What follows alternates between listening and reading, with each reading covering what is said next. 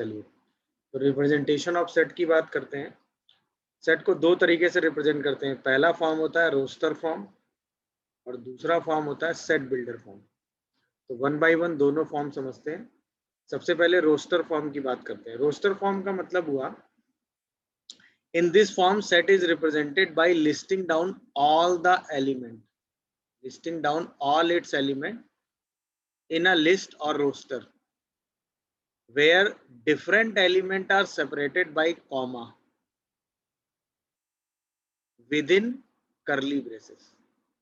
मतलब example wise अगर मैं समझूं तो अगर मैं एक सेट ए लिखूं जिसके अंदर मैं एलिमेंट लिखूं 1 2 3 4 5, इसका मतलब इसके अंदर हमने फर्स्ट 5 नेचुरल नंबर्स लिखे हैं, तो इसके एलिमेंट हमने कॉमा लगा के सेपरेट करके लिख दिए हैं। तो यानी कि ये जो सेट का रिप्रेजेंटेशन है वो एलिमेंट वाइज है, यानी कि एलिमेंट की लिस्टिंग करके हमने अपने सेट को रिप्रेजेंट किया है। तो इस रिप्रेजेंटेशन को हम कहते हैं क्या? Roster form. इस रिप्रेजेंटेशन को हम क्या कहते हैं? Roster form. मतलब जिसमें हमने सेट के एलिमेंट करली ब्रैकेट के बीच में डिफरेंट एलिमेंट किसमें लिख दिए, कॉमा लगा के लिस्टिंग करके लिख दिया। अच्छा, इंपॉर्टेंट बात, इसी सेट को आप ऐसे भी लिख दो, कोई प्रॉब्लम नहीं है। 2 3 1 5 4, मतलब एलिमेंट के ऑर्डर का, एलिमेंट के रिप्रेजेंटेशन में एलिमेंट के ऑर्डर का कोई लेना देना नहीं है। एलिमेंट कैसे भी लिखे जा सकते हैं, उससे कोई फर्क नहीं पड़ता। तीसरी बात, अगर इस सेट को आप ऐसे लिख रहे हो जैसे 1 2 3 4 2 एंड 5, अब दिखने के लिए इसमें 5 एलिमेंट थे, इसमें 6 एलिमेंट है, एक एलिमेंट रिपीटेड है कि नहीं है? तो किसी भी सेट के एलिमेंट जब आप कॉमा लगा के लिखते हैं तो उसमें रिपीटेड एलिमेंट नहीं लिख सकते। मतलब सेट को आप ऐसे रिप्रेजेंट नहीं करेंगे, मतलब किसी भी एलिमेंट को आप क्या नहीं कर सकते, रिपीट नहीं कर सकते।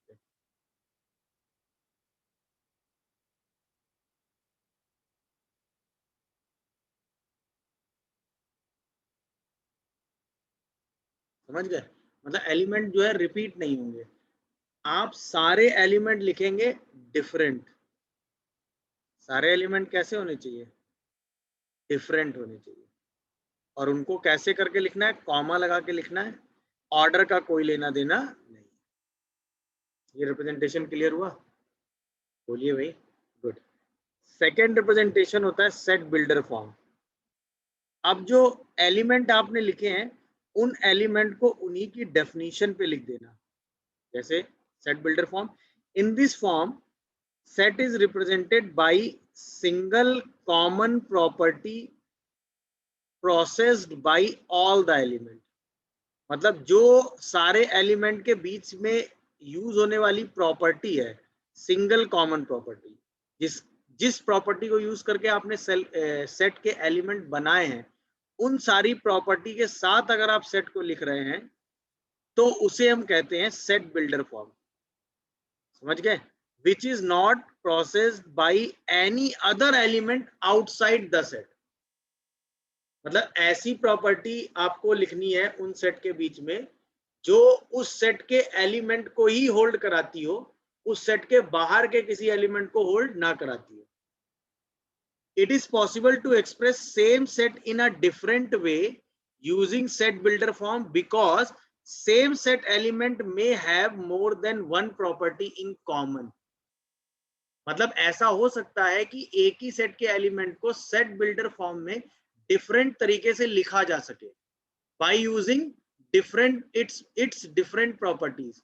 क्योंकि एक ही बात को कहने के कई तरीके हो सकते हैं। अभी एग्जांपल से हम समझेंगे। समझ में? जैसे मैं कहूं कि फर्स्ट 5 नेचुरल नंबर, एक बात हो गई। इसी चीज को मैं कहूं कि natural number lie between 1 to 5, या इसी चीज को मैं कहूं नेचुरल नंबर लेस देन 6, तो ये सारी प्रॉपर्टी सेम सेट की है। तो इन सारी प्रॉपर्टी को अलग अलग तरीके से लिखकर आप अपने सेट को रिप्रेजेंट कर सकते हो। कहने का मतलब समझे? अब सेट बिल्डर फॉर्म को लिखते कैसे? सेट बिल्डर फॉर्म को लिखने में दो सेक्शन होते हैं। सेक्शन 1 जिसे हम कहते हैं फॉर्मेट ऑफ एलिमेंट। सेक्शन 1 का मतलब हुआ फॉर्मेट ऑफ एलिमेंट। सेक्शन 2, उसके बीच में सेमी कॉलन लगाते हैं, और सेक्शन 2 होता है वो कॉमन प्रॉपर्टी जो प्रपोज्ड हो रही हो फॉर ऑल एलिमेंट जो इस सेट को बिलोंग करते हो। सही है। अब यही सारी चीज एग्जांपल से समझते हैं। जैसे मैंने कहा, आपने एक सेट का एग्जांपल अभी ऊपर लिया था ना, 1 2 3 4 5। तो इस सेट को अगर आप सेट बिल्डर फॉर्म में लिखोगे तो आप ऐसे लिखोगे, भाई इस सेट के एलिमेंट एक्स के फॉर्म में है, भाई सिंगल सिंगल एलिमेंट है तो एक्स, सच दैट इस एक्स के बारे में क्या है, x is natural number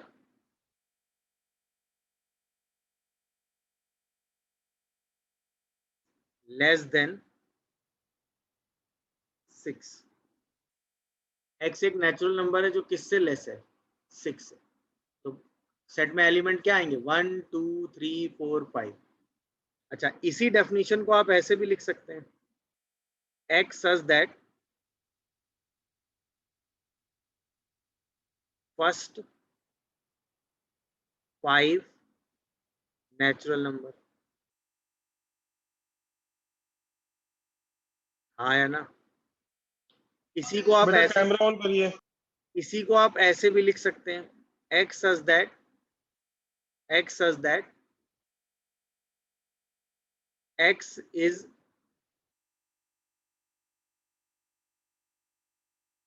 natural number less then और इक्वल टू 5। समझ में आ रहा है कि नहीं। तो इसी सेम सेट को रिप्रेजेंट करने के अलग अलग तरीके हो गए। ये हुआ एलिमेंट का type, element single single comma लगा के लिखे हुए। ये हुआ उस एलिमेंट की प्रपोज्ड डेफिनेशन जिससे वो सारे एलिमेंट सेटिस्फाई हो रहे हैं। अब इस डेफिनेशन को लिखने के कई तरीके हैं, बट सब में एलिमेंट यही आएंगे ना, 1 2 3 4 5। क्योंकि एक ही सेट को आप कई तरीके से लिख सकते हैं, क्योंकि बहुत सारी ऐसी कॉमन प्रॉपर्टीज हो सकती हैं जो उन सेट के एलिमेंट के बीच में चल रही हैं। तो उस सेट को लिखने के कई तरीके हो सकते हैं। क्या है, मेरी बात समझ में आ रही है। अब जैसे एक और एग्जांपल, अगर मैं यहाँ पर एक और एग्जांपल कोट करूं, जैसे मैं लिखूं a इक्वल टू 2 4 6 8 10। अब मैं इसको सेट बिल्डर फॉर्म में अगर लिखूं तो मैं ऐसे लिखूंगा, x such that X is first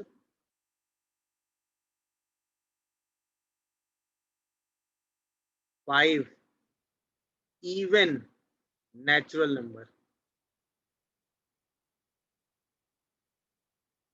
कितने लोग इस बात को समझ रहे हैं। या इसी चीज को मैं ऐसे भी लिख सकता हूं, x such that x equal to 2n where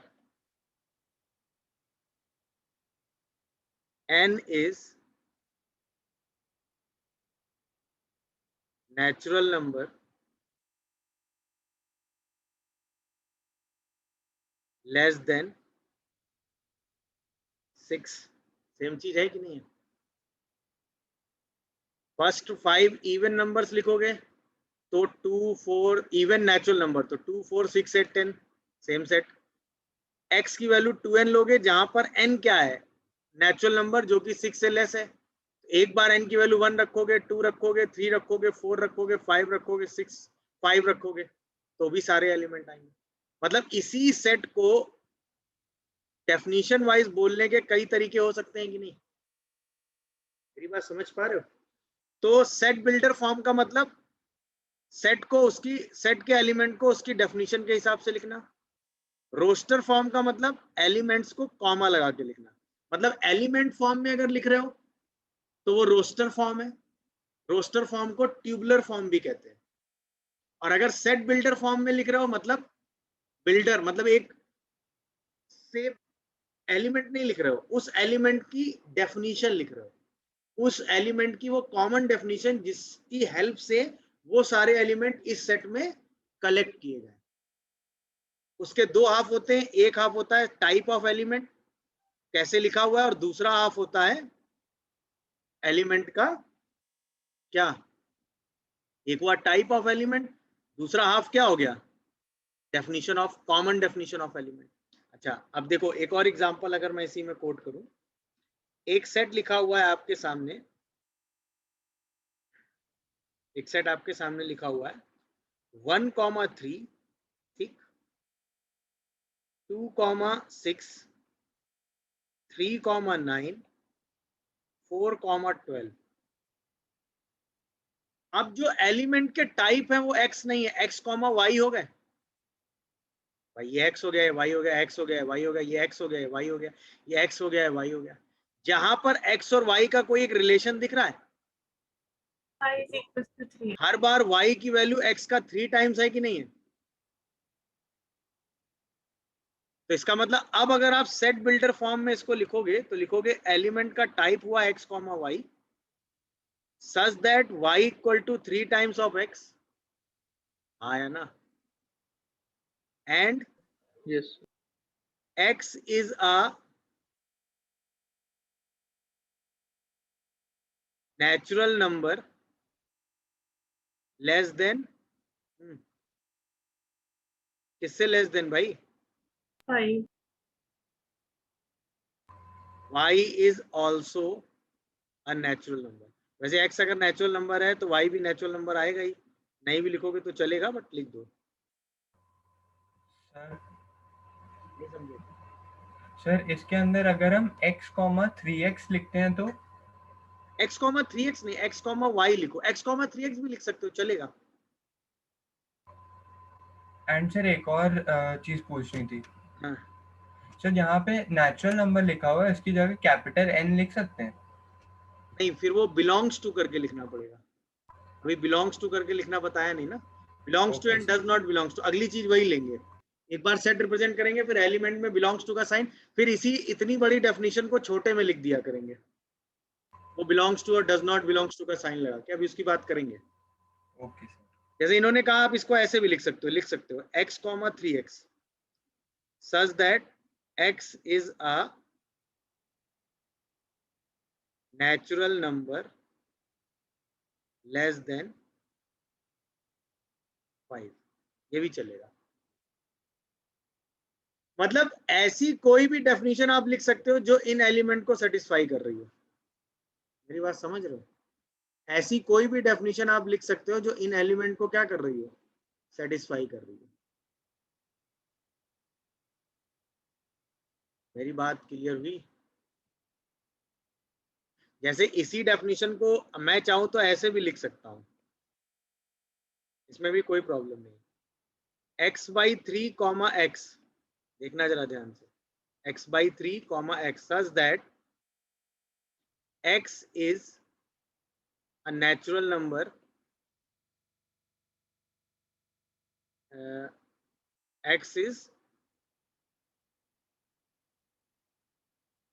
first four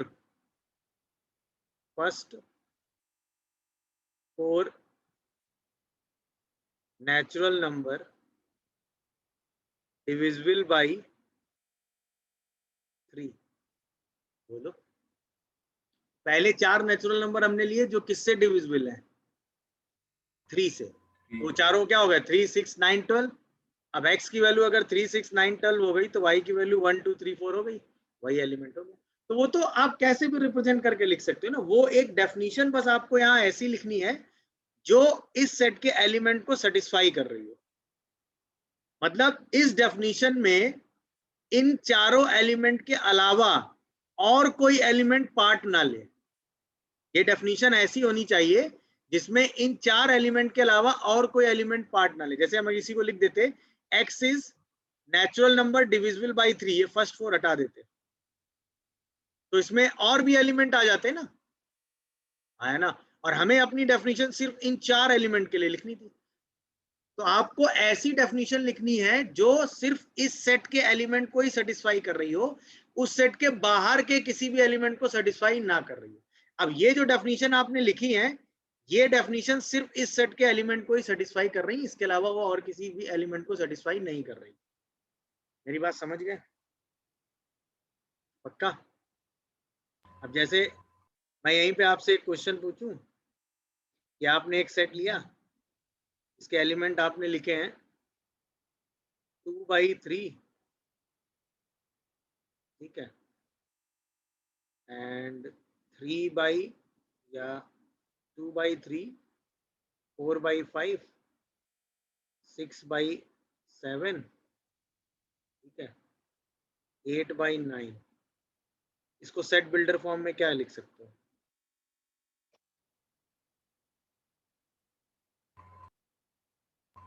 x upon y. X upon y such that x is even number and y is odd number. अब यहाँ पे जैसे तुम ये इवन और ऑड बोलोगे तो तुम 10 by 11 भी तो ले गए। Sir, less than 10 and 11. 10 by 11. First 4 even and odd numbers, natural numbers. First 4 Even and odd natural numbers. X is first 4 even number, natural number, and y is first 4 odd natural number. First 4 की बात करोगे तो 1, 3, 5, 7 आएंगे, 9 नहीं आएगा। अगर first 4 odd numbers की बात करें तो 1, 3, 5, 7 आएगा, 9 नहीं आएगा। Sir, x is equals to y plus 1. No, x plus 1 is equals to y. Sir, हाँ, एक तो मैं लिख के बताता हूँ, x upon y such that, ये पहला वे में बता रहा हूँ, y is equals to x plus 1 where x is first 4 even natural number। बोलो,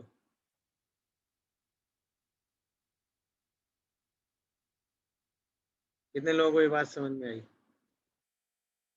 अब फर्स्ट 4 लोगे तो 2, 3, 2, 4, 6, 8, 2 plus 1 3, 4 plus 1 5, हाँ या ना?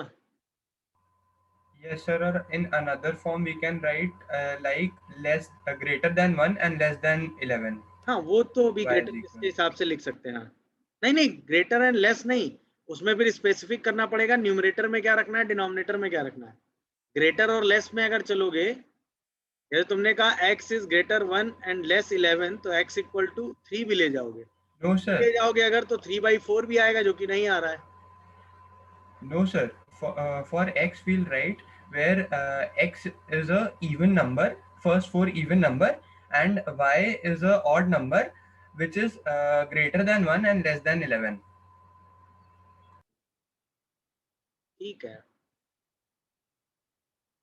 या इसको आप ऐसे भी लिख सकते हो, n upon n plus 1, n is first 4 even natural number। देखो अभी भी सही लिखा है? अरे हाँ या ना? Yes, sir. या Yes, sir. चाहो तो इसको ऐसे भी लिख सकते हो, 2n upon 2n plus 1, हाँ या ना? आप लिख सकते हो n is first 4 natural number। देख लो, अलग अलग वे से अलग अलग तरीके से लिख रहे हो हर बात, बट हर बार जो डेफिनेशन आप लिख रहे हो वो इन्हीं सेट के एलिमेंट के लिए है। इन सेट के बाहर का कोई एलिमेंट नहीं है जो इस डेफिनेशन को सेटिस्फाई कर रहा है। यही 4 एलिमेंट हैं जो इस डेफिनेशन से बन सकते हैं, 5वां एलिमेंट इस डेफिनेशन से बनेगा ही नहीं। मेरी बात समझ रहे हो कि नहीं? तो इनमें से आप कुछ भी लिख दोगे, सब सेट बिल्डर फॉर्म है, और इनके हेल्प से आप कभी भी एलिमेंट लिखोगे तो वो ट्यूबुलर फॉर्म है या रोस्टर फॉर्म है। मेरी बात समझे? तो वो डेफिनेशन ऐसी होनी चाहिए जो इस सेट के एलिमेंट को जनरेट कर रही हो, या इस एलिमेंट को उसी डेफिनेशन से बनाया जा सकता हो, उसके बाहर का कोई एलिमेंट ना बन रहा हो। स्पेशली ध्यान रखिएगा ये बात। मेरी बात क्लियर हो रही है कि नहीं? डन? तो ये रिप्रेजेंटेशन वाली बात सबको क्लियर हुई? इसमें किसी को कोई कंफ्यूजन आ रहा हो तो बताएं। अब कैसी भी डेफिनेशन आपको दी जाएगी उसके हेल्प से आप सेट बिल्डर को रोस्टर में लिख सकते हैं, रोस्टर फॉर्म को सेट बिल्डर फॉर्म में। अगर रोस्टर फॉर्म में दिए तो एलिमेंट फॉर्म में लिख दोगे तो सेट बिल्डर बन जाएगा, सेट बिल्डर में दिया है तो रोस्टर में लिख दोगे। अब आपस में कन्वर्जन आप कर लेंगे कि नहीं? कोई कंफ्यूजन? No, sir. इसके बाद अब हम बात करने जा रहे हैं इस साइन की। इस साइन को हम कहते हैं बिलोंग्स टू, और इस साइन को हम कहते हैं डज नॉट बिलोंग्स टू। अभी जो बिलोंग्स टू की बात चल रही थी ना, हम उसकी बात कर रहे हैं। ठीक है। अच्छा, कहीं कहीं ये साइन लगा होता है ऐसे करके, इसे हम कहते हैं फॉर ऑल।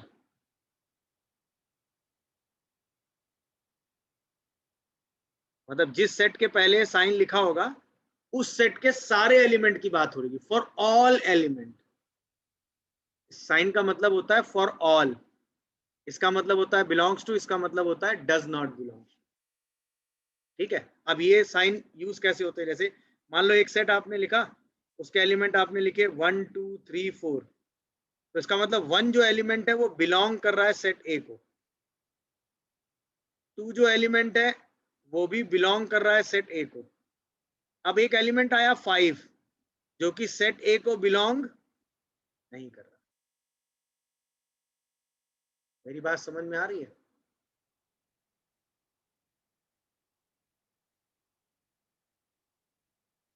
बोलो। Yes sir. कोई Yes, कंफ्यूजन? sir. तो ये सारे एलिमेंट जो है ये बिलोंग्स टू होगा, ये डज नॉट बिलोंग्स टू होगा। समझे कि नहीं? बिलोंग्स टू और डज नॉट बिलोंग्स टू का मतलब क्लियर है? ये एलिमेंट इसको बिलोंग कर रहा है।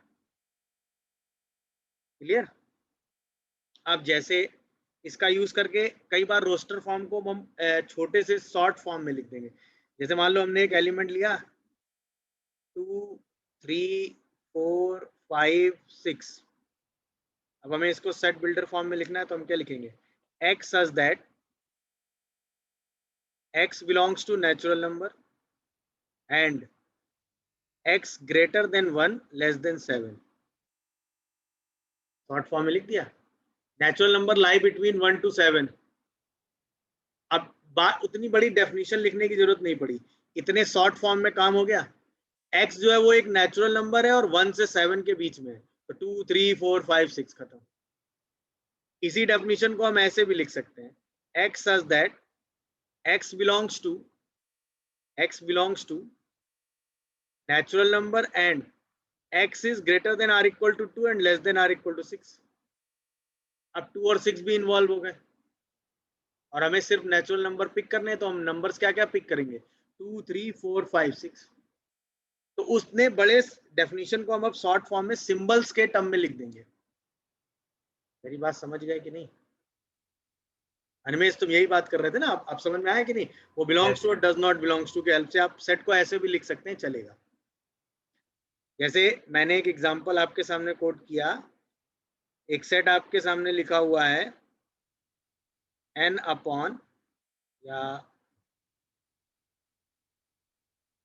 n square upon n square plus 1। ठीक, n belongs to integer and n lies between -3 से 4। बताओ इस सेट को एलिमेंट फॉर्म कैसे लिखोगे? रोस्टर फॉर्म में लिखो।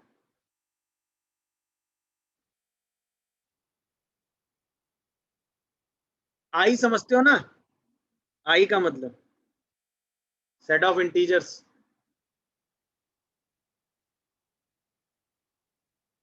आई समझते हैं ना सब लोग? सेट ऑफ इंटीजर्स भाई।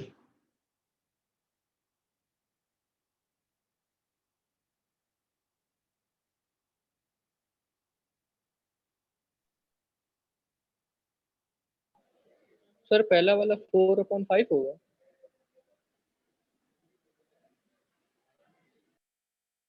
n एक इंटीजर है और n square upon n square plus 1 element है।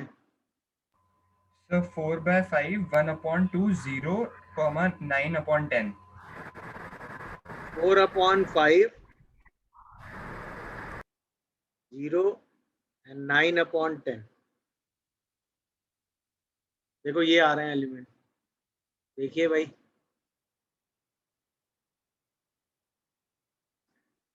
समझ में आया? बाकी लोगों को नहीं आ रहा है?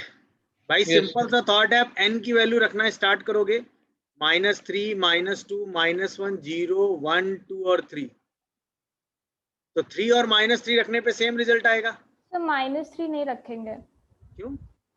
सर, उसमें लेस देन लिखा, इक्वल्स टू नहीं है। Yes, sir. yes, -2 sir, yes, रखेंगे। sir. -3 -2 -2 से स्टार्ट करते हैं, -2 और 2 रखने पे सेम रिजल्ट आएगा।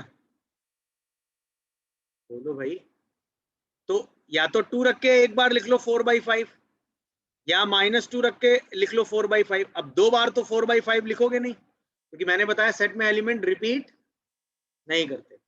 इसके बाद जैसे ही -1 रखोगे तो 1/2 आ जाएगा, 0 रखोगे 0 आ जाएगा, हाँ है ना, और 3 रखोगे 9/10 आ जाएगा। तो टोटल 4 एलिमेंट आएंगे। वैल्यू तो 4 से ज्यादा रखोगे n की, बट रिपीटेड एलिमेंट ये तीनों एलिमेंट, ये दोनों एलिमेंट क्या करेंगे, रिपीट करेंगे ना, जिनको हमें काउंट नहीं करना 2 बार, एक ही बार काउंट करके लिखना, तो सारे एलिमेंट आएंगे यही। क्या ये बात आप लोगों को समझ में आई? Yes, sir. Yes, sir. पक्का? गुड। अब यहीं पे थोड़ा सा क्वेश्चन का लेवल अप किया। एक सेट ए आपको दिया हुआ है x, y such that x plus 2y equal to 10, x and y belongs to natural number। इसको आपको लिखना है सेट, ये किस फॉर्म में दिया है, ये किस फॉर्म में दिया है, सेट बिल्डर फॉर्म में, और आपको इसको रिप्रेजेंट करना है रोस्टर फॉर्म में। बताओ, रोस्टर मतलब एलिमेंट।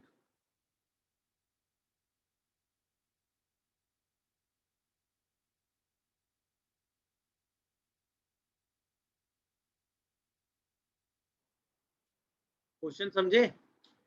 x और y आपको ऐसे लेने हैं जिसमें x प्लस 2y का सम हमेशा 10 रहे और x और y दोनों नेचुरल नंबर रहे। क्वेश्चन समझ रहे होंगे?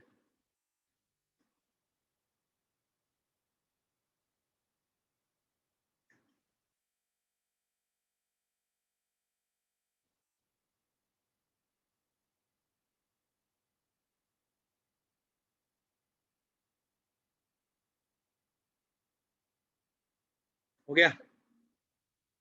आसान सा क्वेश्चन है, ज्यादा टाइम लगना नहीं चाहिए। सीधे आप इसको ऐसे ही तो लिख दोगे। बोलो, x की वैल्यू निकाल लो 10 - 2y, y और x से स्टार्ट करो। सबसे पहले y को 1 लो तो x कितना आ गया 8, 2 लोगे तो कितना आएगा 6, y को 3 लोगे तो 4, 4 लोगे तो 2, जैसे ही 5 लोगे 0, और 0 नेचुरल नंबर हो नहीं सकता। आया ना? x और y तो नेचुरल नंबर चाहिए ना। बोलिए भाई, तो एलिमेंट क्या क्या बन गए? पहला एलिमेंट बना 8, 1, 8, 1, 6, 2, 2, 4, 3, 2, 4. बस। ये टेक्निक समझ में आई? Yes, sir. y में मल्टीप्लाई था तो y को यूज करना ज्यादा आसान था x से, x कैलकुलेट करना। अब यहीं पे आप ऐसे भी जा सकते थे, 2y = 10 - x, y = 10 - x/2, x को 1, 2, 3, 4, 5 से लेके 10 तक रखते, थोड़ा कैलकुलेशन ज्यादा होता। बेटर ये था कि आपने सीधे सीधे क्या किया, y को ही सब्स्टिट्यूट किया, x की वैल्यू निकाल ली। अब ये कैलकुलेट करने के लिए आपके पास कई रास्ते हैं, बट आप यहाँ स्टॉप हो जाएंगे क्योंकि 0 के आगे आप जा नहीं सकते, ये 4 एलिमेंट आ गए। ऐसा क्या है? मेरी बात समझ में आई? Yes, sir. Then कोई डाउट?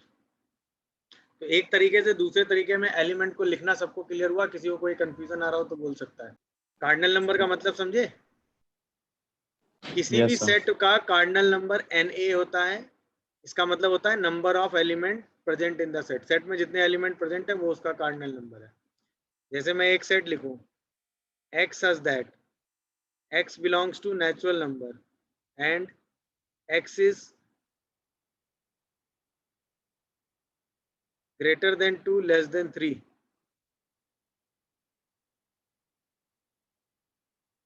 इसका कार्डिनल नंबर क्या है? 0. क्योंकि इस सेट में एक भी एलिमेंट नहीं है। मेरी बात समझ रहे हो कि नहीं? यहीं पे मैं एक सेट लिखूं n upon n+2 such that n belongs to natural number and n is lies between 1 to 7. क्या है इसका कार्डिनल नंबर?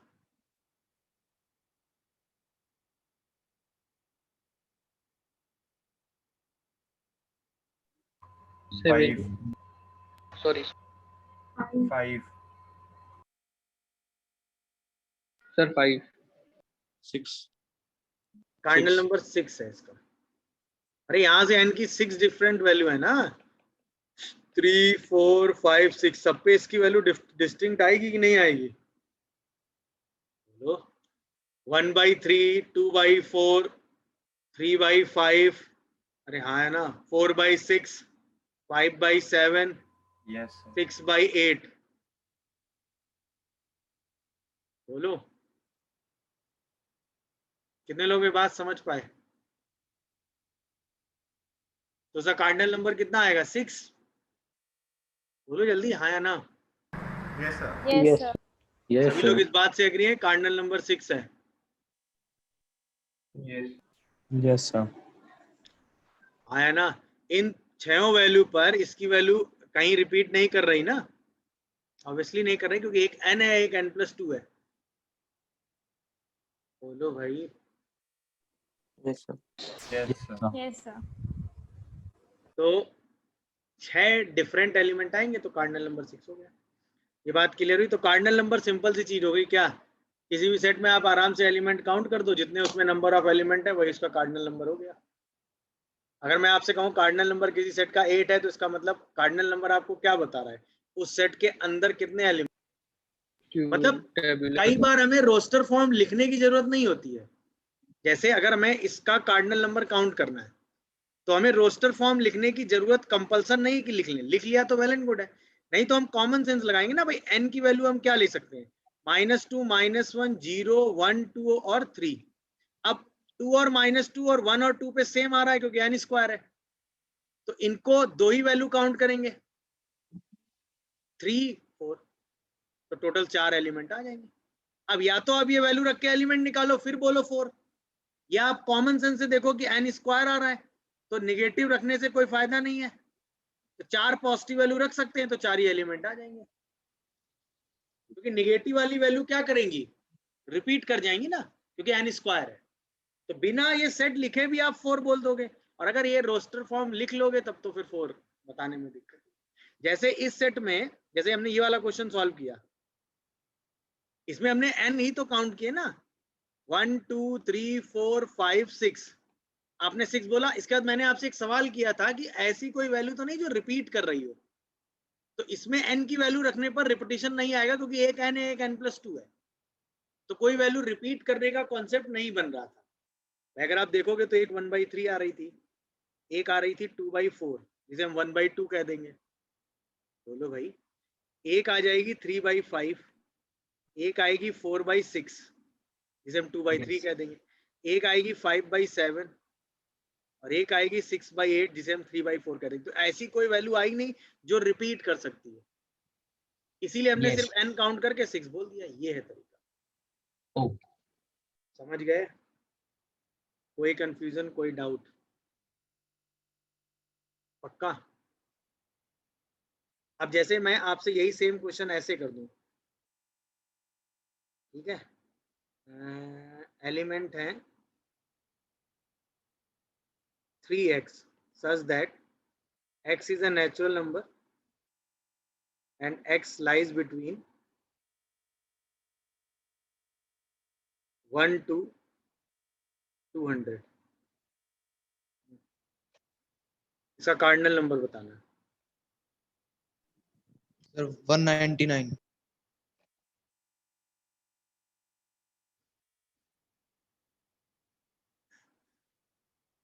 ध्यान से, 199 पक्का?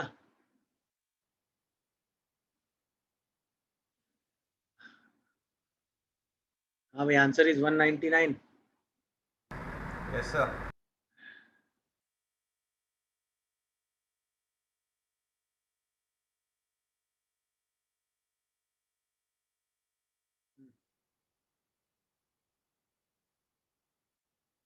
अब आंसर इज 60 हाँ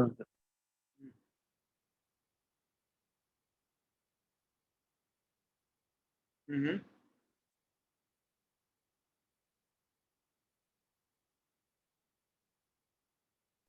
तो 66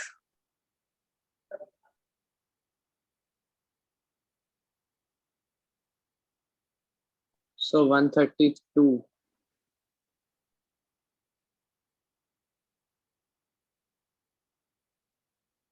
आंसर इज 196. अरे 1 से लेके 199 तक सारे ही एक्स रख सकते हो। Sir Yes, sir. 199 answer is 199 ना, कंफ्यूज कहाँ हो गए? 3 का मल्टीपल थोड़ी ना निकालना है, क्वेश्चन देखो। एलिमेंट का टाइप 3x है और x की वैल्यू 1 से लेके 200 के बीच में कुछ भी रख सकते हो। 1 रखो एलिमेंट 1 आएगा, 2 रखोगे तो 6 आएगा, 3 रखोगे तो 9 आएगा, 4 रखोगे तो 12 आएगा। ऐसे करके सारे एलिमेंट आप ले सकते हो। नहीं, बोलो भाई, तो समझ गया सर। Yes, sir. तो इतना कंफ्यूजिंग थोड़ी ना था। आंसर 1 गो में 199 बोलना चाहिए था भाई। समझ गए? तो सिंगलटन सेट का मतलब हुआ जिसमें नंबर ऑफ एलिमेंट 1 हो, उस सेट को हम क्या कहते हैं? Singleton set. अगर आप इस इक्वेशन को सॉल्व करने की कोशिश करोगे तो क्या करो? X square equal to -1, X equal to plus minus root over of -1 possible ही नहीं है। तो यहां से भी क्या आएगा? A is null set. जैसे मैं यहीं पे कह दूं X such that X is even prime number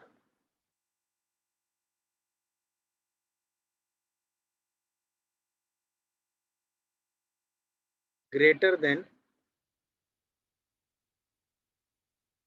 3। 3 से ग्रेटर इवन प्राइम नंबर बताओ।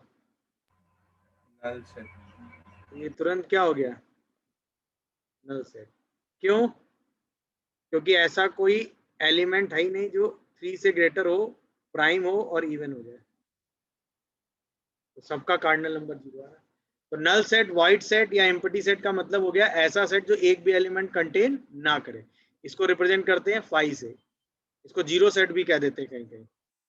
तो empty set, null set, void set, zero set सबका मतलब सेम। इसको फाई से रिप्रेजेंट करते हैं, या दो करली ब्रेसेस के बीच में कोई भी एलिमेंट ना लिखो।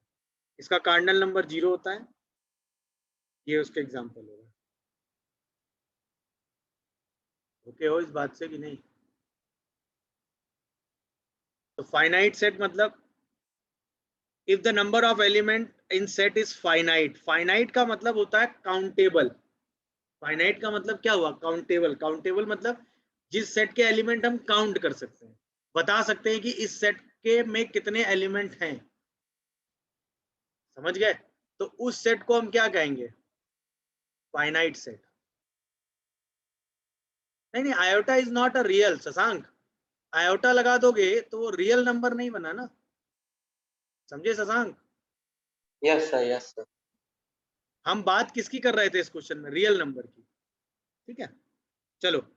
अब अगर मैं आपसे कहूं नंबर ऑफ एलिमेंट किसी भी सेट में फाइनाइट है, तो उसे हम कहेंगे फाइनाइट सेट। तो ऑब्वियसली नाम के हिसाब से अगर नंबर ऑफ एलिमेंट इनफाइनाइट है तो उसे हम क्या कहेंगे? Infinite set. फाइनाइट और इनफाइनाइट का मतलब समझे? फाइनाइट मतलब जिनके एलिमेंट आप क्या कर सको? काउंट कर सको, बता सको कि कितने एलिमेंट है, how many elements are there, तो वो फाइनाइट सेट हो गया। जिसके एलिमेंट आप काउंट ही नहीं कर सकते वो इनफाइनाइट सेट हो गया। समझ में आया? तो अब मैं आपसे एक जनरल सवाल पूछता हूँ, हम कार्डिनल नंबर किस सेट का डिफाइन कर सकते हैं? फाइनाइट या infinite? Finite. Finite. Infinite set का आप कार्डिनल नंबर नहीं बता सकते। क्यों? क्योंकि उसके आप एलिमेंट काउंट ही नहीं कर सकते। जैसे मैं कहूं सेट ऑफ नेचुरल नंबर्स, जैसे मैं एक सेट ले लूं n, n का मतलब x such that x is a natural number. यही तो होता है इसका मतलब। तो ये कैसा सेट है बताओ? Infinite set. Infinite. क्योंकि आप ये बता ही नहीं सकते कितने नेचुरल नंबर हैं। अब यहीं पे मैं एक सेट a लिखूं x such that x belongs to natural number and x lies between 1 to 9, ये फाइनाइट सेट हो गया। क्यों? क्योंकि आप इसमें बता सकते हैं कि कितने नेचुरल नंबर हैं। जैसे example, collection of prime numbers between 1 to 20, 1 से 20 के बीच में कितने प्राइम नंबर है आप बता सकते हैं, दैट इज फाइनाइट सेट। अब इसी को मैं कह दूं collection of prime numbers, infinite set हो गया कि नहीं? क्योंकि कितने प्राइम नंबर आप लिख दोगे वो आप कभी सेट काउंट कर ही नहीं सकते। तो कार्डिनल नंबर हमेशा फाइनाइट सेट का डिफाइन होता है, ध्यान रखिएगा। अगर आपका सेट इनफाइनाइट है तो उसका कार्डिनल नंबर कभी डिफाइन नहीं होगा। डिफरेंस समझ गए? जिसके एलिमेंट काउंट, हाँ sir cardinal number sir n की टर्म में लिख सकते हैं, जैसे एपी में जैसे नंबर ऑफ टर्म्स फाइंड करते हैं सर। कार्डिनल नंबर एपी के टर्म में कैसे लिखोगे? मतलब नहीं तो समझा। जैसे n की टर्म में डिफाइन कर सकते हैं, जैसे जैसे sir n square plus 1 sir. नहीं ये कैसे? तो मैं कहना चाह रहे थे, जैसे एक क्वेश्चन मैं आपको दे दूं कि एक सेट ए है, इसमें एलिमेंट है 1 4, उसके बाद या चलिए थोड़ा, चलिए 1 4 9 नहीं 7 10 एंड सो ऑन, ऐसे करके जा रहे हैं एलिमेंट। यही कह रहे हो ना तुम? हाँ सर हाँ, अब मुझे समझ में आया कि सर उसके लिए लास्ट टर्म पता होना जरूरी है। हाँ, अब तुम्हें समझ में आ गया कि उसके लिए लास्ट टर्म पता होना जरूरी है। सही है, बिल्कुल जरूरी है। हाँ सर हाँ। समझ गए कि नहीं? अब जैसे हाँ, मैं सर। इसी में मैं कह दूं इसको मैं 298 तक ले जा रहा हूं, और अब मैं इसका कार्डिनल नंबर आपसे पूछूं, यस सर। तो कार्डिनल नंबर का मतलब पहला सवाल, क्या ये फाइनाइट सेट है? बिल्कुल है। Yes sir. Number of element तो काउंटेबल ही है ना। Yes sir. यस अगर ये फाइनाइट सेट है तो इसका हम क्या निकाल सकते हैं? नंबर ऑफ टर्म्स हम निकाल सकते हैं इससे। अब नंबर ऑफ टर्म्स हम निकाल लेंगे। तो बताओ इसमें नंबर ऑफ टर्म्स कितने हो गए? अभी के लिए एक लॉजिक मैं दे देता हूं, अगर सारे टर्म्स, ये सारे टर्म्स किस में है? एपी में। एपी आपने सुनी 27। होगी, अर्थमेटिक प्रोग्रेशन सुना है कि नहीं सबने? Yes, sir. Yes, sir. AP में नंबर ऑफ टर्म्स निकालने का एक तरीका होता है, वो होता है लास्ट टर्म, मतलब वो होता है last term minus first term divided by common difference plus 1। Sir cardinal number 100 आ रहा है। ये है तरीका। 97। समझ गए? Cardinal number is 100। Yes sir. ये एपी का तरीका है। ये तरीका आप सिर्फ एपी के केस में लगा सकते हो, जब एपी डिटेल में पढ़ेंगे तब समझेंगे कहाँ से आया है। Okay sir, thank you sir. लेकिन आया उसी फॉर्मूले से। ये फॉर्मूला एपी में सभी ने पढ़ा होगा, a plus n minus 1 into D, याद आया सबको? Yes sir. Yes sir. यहाँ पे n नंबर ऑफ टर्म्स होते हैं, a फर्स्ट टर्म होता है, d कॉमन डिफरेंस होता है। देखो यही किया है, last term minus first term divided by common difference plus 1 equal to n।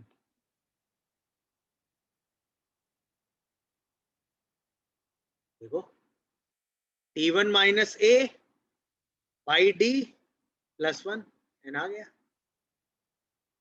तो ऐसा कुछ नहीं, मैजिक से नहीं आया। मेरी बात समझ में आया कि नहीं? इसका भी लॉजिक यही था। तो अब इसमें अगर आपको नंबर ऑफ टर्म्स काउंट करने हैं तो क्या करोगे? na का मतलब 298 में 1 माइनस करोगे, डिवाइडेड बाय कॉमन डिफरेंस, बीच का गैप 3 है, प्लस 1 कर दोगे, आंसर 100 आ जाता है इसका। समझ गए? बोलो भाई, समझ गए होंगे? Yes sir. बात समझ में आई? फाइनाइट और इनफाइनाइट। फाइनाइट सेट मतलब जिसके एलिमेंट हम काउंट कर सकें, ऐसी सेट में लिखी हुई ऐसी चीज जो, समझ में आया डिफरेंस इक्वल और इक्विवेलेंट सेट में? ये बात सिंपल सी, अगर element same equal set, number of element same equivalent set. तो मैं अगर आपसे एक सिंपल लाइन पूछूं तो ये ट्रू है या फॉल्स, ये आपको बताना है। Every equal sets are equivalent set. True. True. True. True. ये ध्यान रखिएगा, कोई दो इक्वल सेट लो तो वो इक्विवेलेंट होंगे, क्योंकि बिना नंबर ऑफ एलिमेंट इक्वल हुए सेट इक्वल तो हो ही नहीं सकते। बट इसका रिवर्स ट्रू होता है क्या? Every equivalent set is equal No, set. sir. Sir. No, sir. वो हो भी सकते हैं और नहीं भी, बट हर दो इक्वल सेट हमेशा इक्विवेलेंट होंगे ही होंगे। ये बात सबको समझ में आ गई? ये तो है, इसीलिए मैंने रॉ इंफॉर्मेशन आपको दी। रॉ लैंग्वेज में मैंने क्या बोला? All elements are equal. देखो रॉ लैंग्वेज समझो, ये तो डेफिनेशन प्रॉपर चली गई। वाइसी वर्सा लोगे तो ए बी में है, बी ए में है। रॉ लैंग्वेज में मैंने क्या समझाया? ऑल एलिमेंट्स आर इक्वल, मतलब सारे एलिमेंट इक्वल होने चाहिए। एक एलिमेंट छूट गया ना जो इक्वल नहीं है, Yes, sir. इसका मतलब set A is not equal to set B. नहीं, ए के सारे एलिमेंट बी में हैं, but vice versa true. Yes, sir. आ गया sir. समझ गए? Good. अब यही देखो, if a set A is said to be subset of another set B, अगर ए बी का सबसेट है तो every element of set A also present in set B, but need not be वाइसी वर्सा। मतलब जरूरी नहीं वाइसी वर्सा हो भी सकता है, बट एक अगर बी का सबसेट है तो ए के सारे एलिमेंट बी में होने चाहिए। समझ में आया? इसको हम रिप्रेजेंट करते हैं ए इज सबसेट ऑफ बी। इसको हम रिप्रेजेंट करते हैं ए, ये सबसेट का साइन होता है। मतलब every element of set A is also present in set B। A का हर एक एलिमेंट सेट B में होगा, तो A B का सबसेट होगा।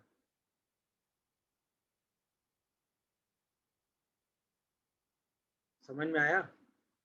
जैसे फॉर एग्जांपल मैंने एक सेट A लिया 1 2 3, एक सेट बी लिया 1 2 3 4, तो ए के तीनों एलिमेंट बी सेट में है, इसका मतलब ए इज सबसेट ऑफ बी। समझ में आया एग्जांपल? अगला देखो, मैंने एक सेट लिया 1 2 3, बी एक सेट लिया 2 3 4 5, ठीक है?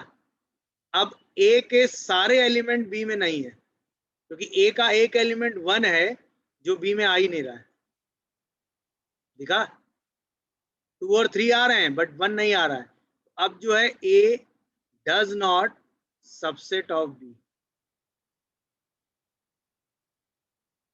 अब ए बी का सबसेट नहीं है। इस साइन का मतलब समझे?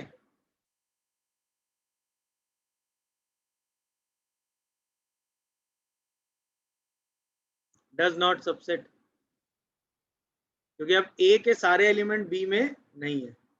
अच्छा, एक और एग्जांपल ले। ए में एलिमेंट थे 1 2 3, बी में एलिमेंट थे 1 2 3, तो भी ए बी का सबसेट है। वो बात अलग है कि बी के सारे एलिमेंट भी ए में हैं, वो हमें चेक नहीं करना है, बट ए तो बी का सबसेट है ना। हाँ या ना? इसी में हम एडिशनली ये भी लिख सकते हैं, B is also subset of A. बोलो भाई, ए के सारे एलिमेंट बी में है, बी के सारे एलिमेंट ए में है, तो ए बी का सबसेट है, बी भी ए का सबसेट है। Yes sir. अब यहां तक ओके हो? अब ध्यान से देखो, इस स्टेटमेंट को पढ़ने के बाद क्या फील आया? देखो इधर, इस स्टेटमेंट को पढ़ने के बाद क्या फील आया? ए बी का सबसेट है मतलब ए के सारे एलिमेंट बी में है, बी ए का सबसेट है मतलब बी के सारे एलिमेंट ए में है।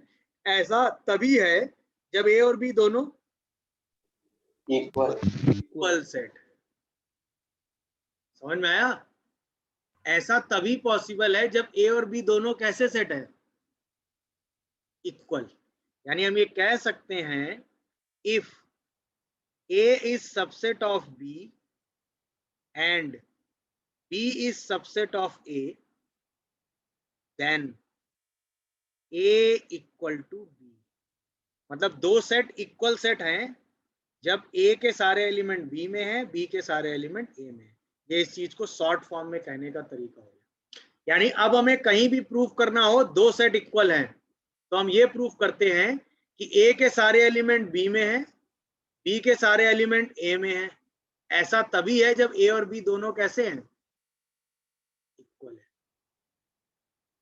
सबसेट की कहानी समझ में आई? बोलो भाई। Yes, clear? Yes sir. कोई doubt? No, sir. No, sir. अब हम बात करते हैं राइट डाउन ऑल सबसेट्स की। यहां तक सबसेट का मतलब तो समझ गए होगे।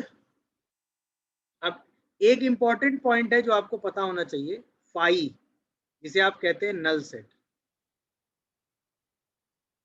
वो सबसेट होता है फॉर एवरी सेट।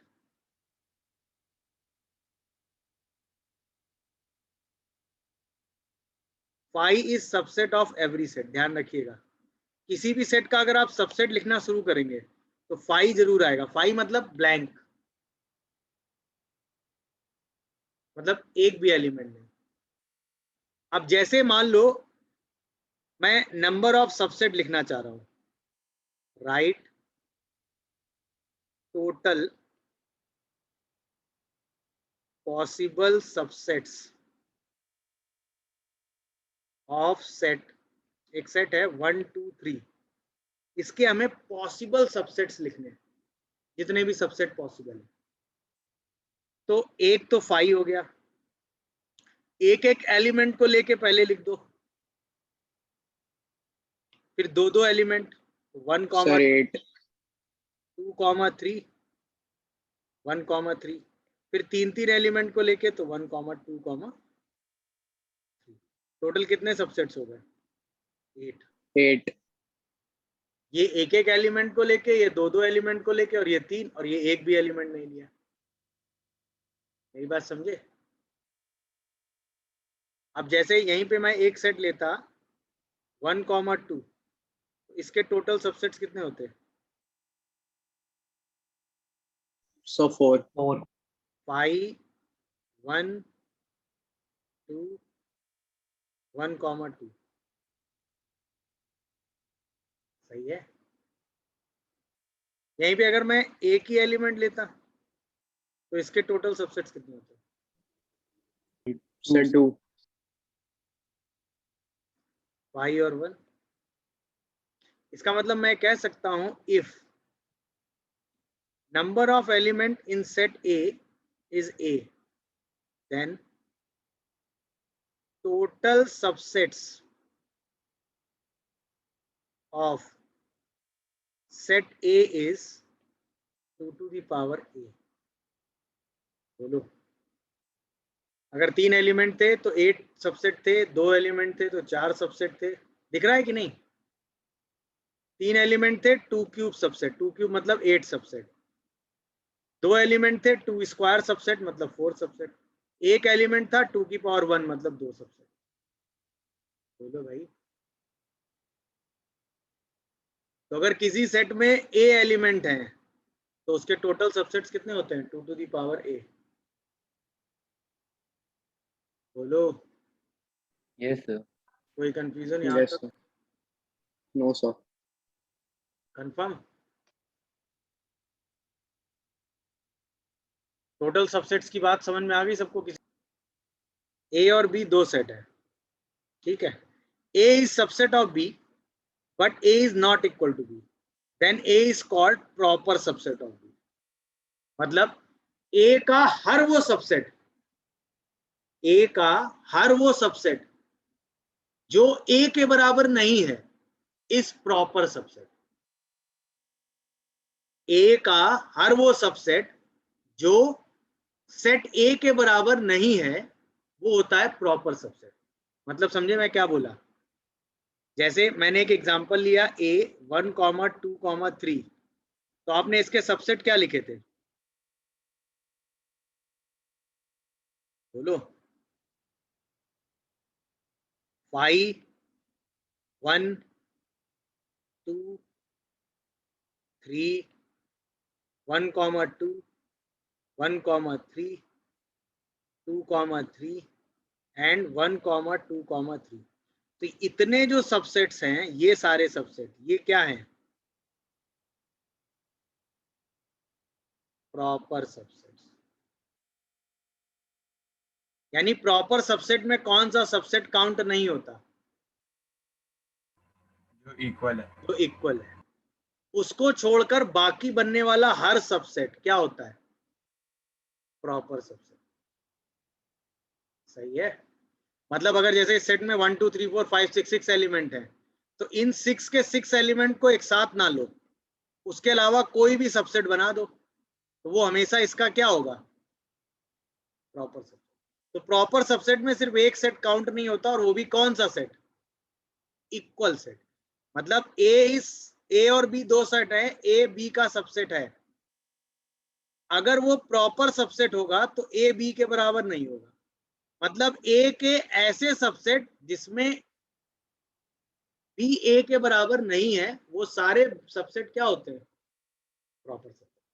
तो इसका मतलब अगर मैं कहूं किसी सेट में ए एलिमेंट है, then total number of proper subset कितने हो गए? 2 की पावर a minus 1।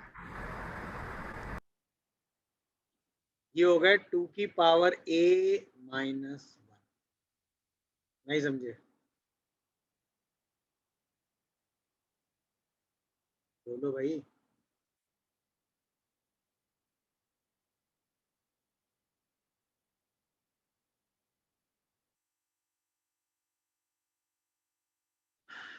क्या ये बात आप लोगों को